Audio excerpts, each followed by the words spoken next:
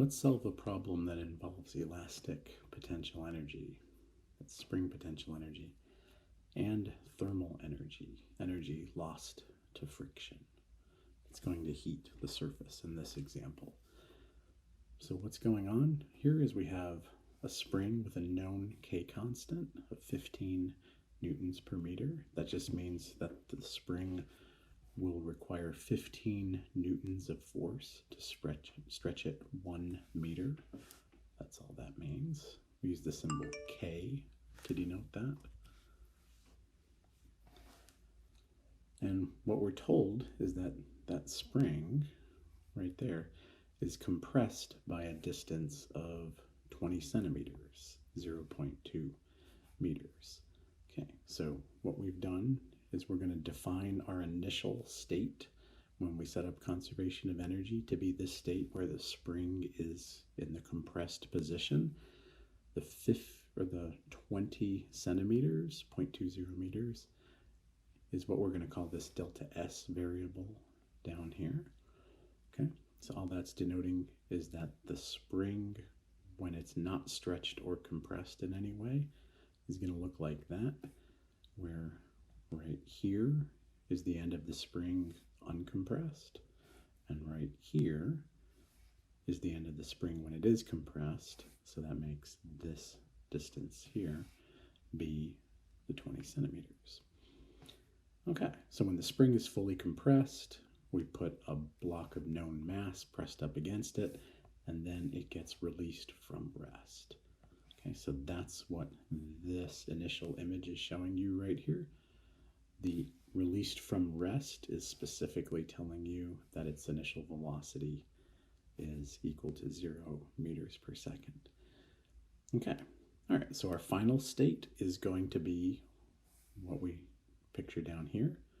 And what that's showing is the spring has decompressed. It's returned to its equilibrium length right here. The block started here and skidded all the way to here and then came to a stop. And so what we're going to do is define our final state in our conservation of energy expression to be at rest. Why are we choosing that point at rest and not somewhere in the middle here?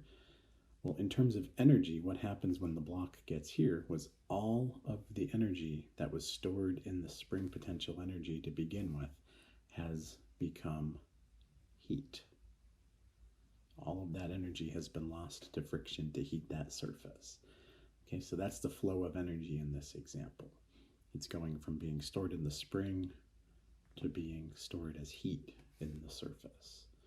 Okay, so what we should expect from our conservation of energy equation is some expression that's going to boil down to those two terms.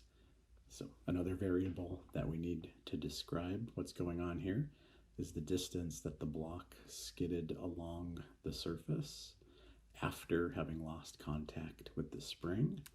We're going to call that variable delta x right there. And then maybe it ends up being useful to define delta s plus delta x to be the variable d. We'll just call that the total distance that the block slid. Okay, so that's the setup. Let's get down to solving conservation of energy of this problem. So remember, when you're solving a conservation of energy problem, you need to very clearly define what the system is going to be that you're working with. So for this particular example, let's just solve it such that our system is going to be the spring, the block, and we're going to include the ground. Okay, so the earth and the ground are going to be part of our system in this. So when the energy gets transferred into the ground, the energy will be staying in our system. Okay. All right, so let's just begin by writing out our conservation of energy equation. Energy initial is equal to energy final. That's going to include the kinetic energy, how fast the block is moving in the initial state, the gravitational potential energy in the initial and the final state. Oops, there's a little typo right there. That should be UGF right there. we go. Here's the new wrinkle right here. The energy stored in the spring in the initial state and the potential energy stored in the spring in the final state, work done by external force, and then delta E thermal is energy lost to friction. That's the energy that's now heat energy at the end of the problem. That's going to be energy that remains inside of our system. That's where the energy is going to end up in this particular example. Okay, so let's go through and justify which of these terms we can cross off because there's no energy stored in them. Kinetic energy in the initial state, we were told that the block is released from rest. So in what we've defined to be our initial state, there is no kinetic energy. The block is sliding along a level surface, so it's going to start and finish at the same height relative to whatever origin we set. So that means the gravitational potential energy is going to be the same value in the initial and the final state. So those will cancel, even regardless of where we set our origin. Because we've included the ground and the earth as being part of our system, there's no external forces to be doing work on the block in this case. So the work term goes away. What we're told, or the way we set up our problem, is we set up our final state to be when the block is at rest after having skidded. That means its kinetic energy in the final state is going to be equal to 0. And then that leaves the question of what is the energy stored in the spring in the final state. Well, the final state, there is our spring right there, and the spring is unstretched at that point. It's not stretched or compressed, so it's storing no energy, and that's just the natural position of the spring. So in the final state, there is no energy stored in the spring. All right, so what remains? Let's just tidy this up. There's energy stored in the spring in the initial state. That's where all the energy is, and that energy is going to go into thermal energy. Okay. Let's just expand these terms out now that we've figured out what terms remain in our conservation of energy equation. The expression for the spring potential energy in the initial state is just going to be the definition of spring potential energy, 1/2 the K constant of the spring multiplied by how far the spring was compressed in the initial state squared. And then the expression for delta E thermal, the energy lost to friction, is just going to be the magnitude of the frictional force multiplied by D, the total distance that the block slid. So that distance right there, that we've decided to call D. Okay, all right. Well, let's expand some of these terms that we have on the right side here.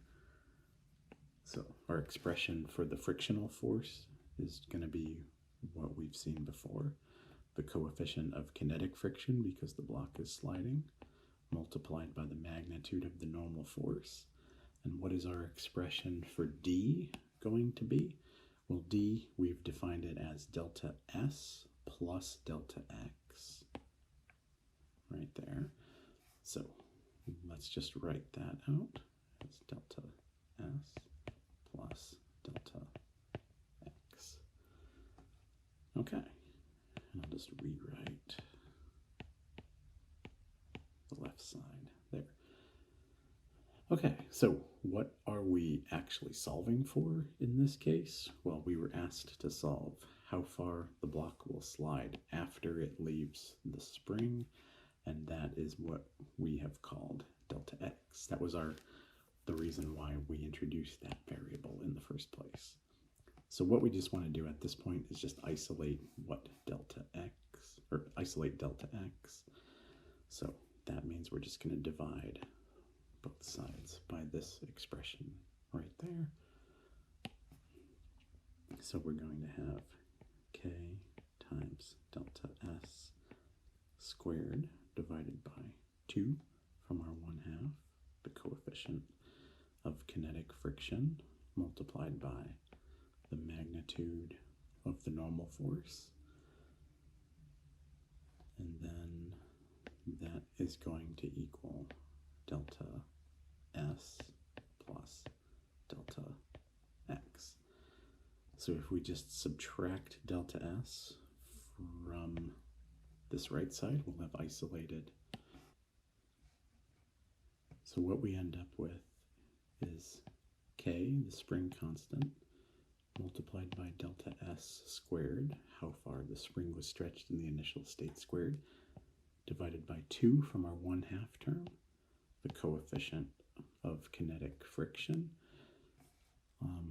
Just based on our free body diagram, we could see if Fg, the gravitational force, is pointing down, then Fn, the normal force acting upward on the block, Fg and Fn have to have the same magnitude, so we can replace the normal force magnitude with the gravitational force magnitude, mg minus delta s equals delta x, how far the block slid.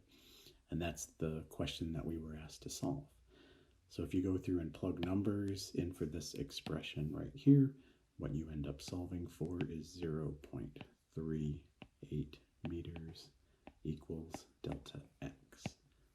That's how far beyond the end of the spring that the block will have slid.